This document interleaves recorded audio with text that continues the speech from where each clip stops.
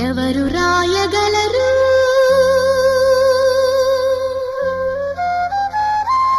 అమ్మాను మాట కన్న కమ్మని కావ్యం ఎవరు పాడగలరు